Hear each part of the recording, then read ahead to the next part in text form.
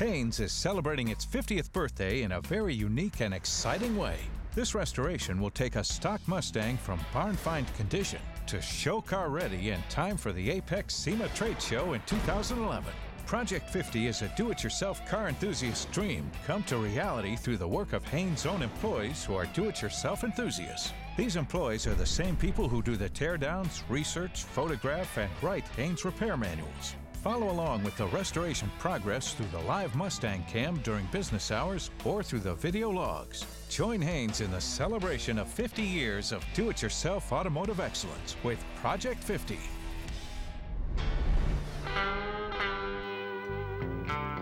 In the last episode, we removed the engine and transmission. Now it's time to remove the interior and top and get this thing down to the bare shell. We found the stowaway under the seat. While we can't resurrect this possum, we can bring this pony back to life.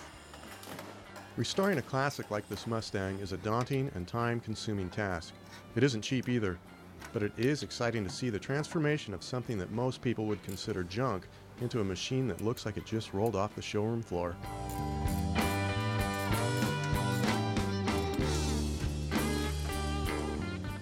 Everything inside this car is original, and it shows.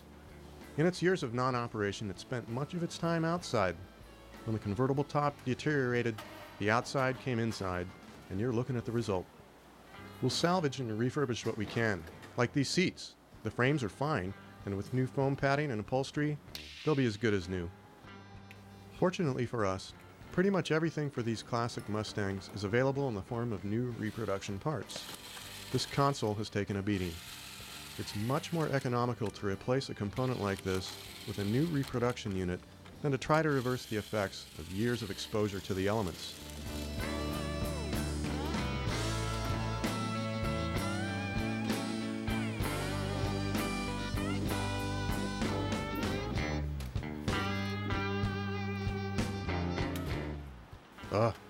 There's no telling what might be living in the fibers of that carpet. That'll make a nice liner for the dumpster.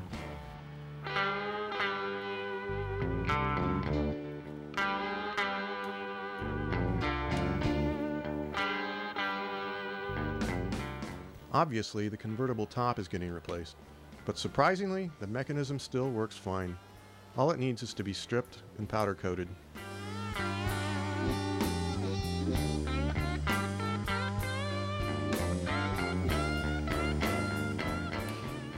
When a fastener hasn't been touched in 45 years, sometimes it takes a little extra persuasion to get it to come loose.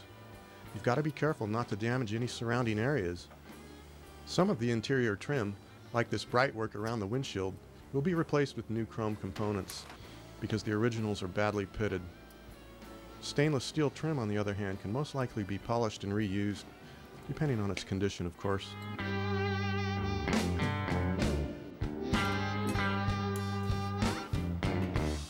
Believe it or not, the window glass is all good, and the regulators work just fine.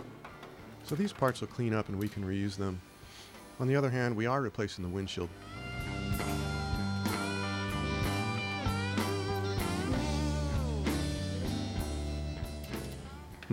I'd say this air conditioning needs reconditioning.